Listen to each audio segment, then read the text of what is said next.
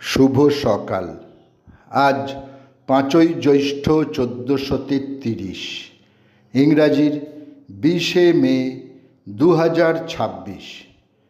নাবিকদের দশকের পর দশক ধরে প্রচেষ্টার পর ভাস্কো ডা গামা 1498 20শে মে ভারতের কালিকট বন্দরে উপস্থিত হতে সক্ষম হন।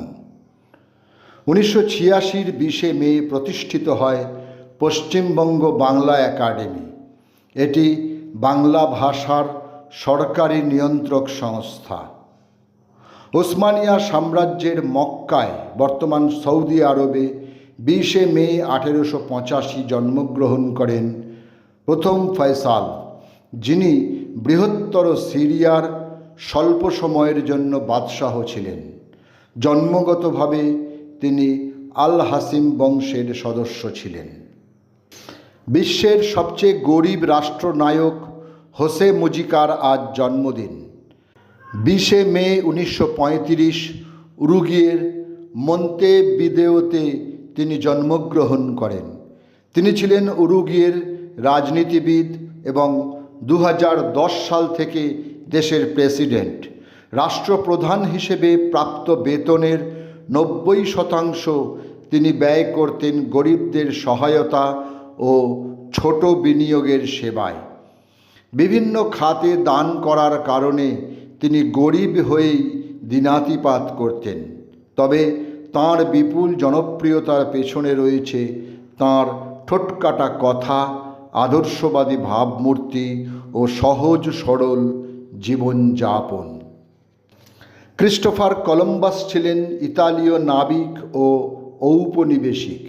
তাঁর আমেরিকা অভিযাত্রা ওই অঞ্চলে ইউরোপীয়দের উপনিবেশ স্থাপনের সূচনা করেছিল।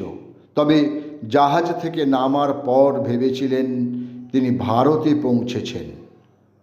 আজ তাঁর মৃত্যুদিন। 20শে মে 1506, 54 বছর বয়সে তিনি বর্তমান স্পেনে প্রয়াত হন। কলকাতার কলুটোলার বাসিন্দা বিখ্যাত ব্যবসায়ী, সমাজসেবী ও দানবীর মতিলাল শীল। আজ তাঁর মৃত্যুদিন। সময়টা 1854।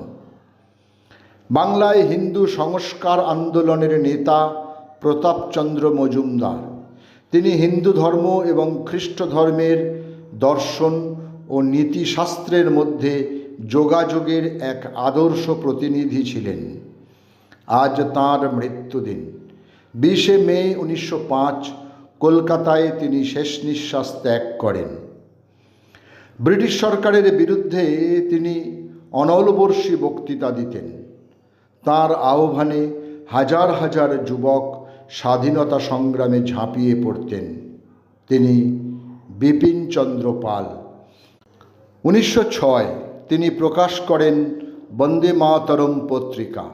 1908 ইংল্যান্ডে গিয়ে স্বরাজ নামে একটি পত্রিকা সম্পাদনা করেন। 1921 অসহযোগ আন্দোলনের কর্মসূচিতে মহাত্মা গান্ধীর সাথে মিল না হওয়ায় রাজনীতি থেকে তিনি সরে দাঁড়ান। আজ তাঁর মৃত্যুদিন। সময়টা 1932। ভারতীয় বাঙালি কবি, প্রবন্ধকার ও শিশু সাহিত্যিক প্যারীমোহন সেনগুপ্তের আজ মৃত্যুদিন।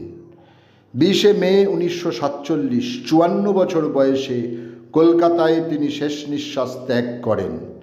তাঁর লেখা কাব্য, অনুবাদ কাব্য, এছাড়াও ছোটদের কবিতা গ্রন্থ, কিশোর সাহিত্য আজও সমাদৃত। তাঁর রচিত ভীষ্ম নামক ইংরাজি গ্রন্থ একসময় পাটনা বিশ্ববিদ্যালয়ের প্রবেশিকা পরীক্ষার পাঠ্যপুস্তক হিসেবে গৃহীত হয়েছিল। বাঙালি কবি নিশিকান্ত রায়চৌধুরী। অরবিন্দের ভাবনায় নিশিকান্ত ছিলেন তাঁর প্রেরণার ব্রহ্মপুত্র। তাঁর কাব্যের প্রধান বৈশিষ্ট্য সংস্কৃত শব্দের ব্যবহার, ধ্বনি, গাম্ভীর্য এবং চিত্রময়তা। আজ কবির মৃত্যুদিন। 1973 20শে মে পণ্ডিচেরিতে তিনি প্রয়াত হন। সকলকেই আমার আনত প্রণাম।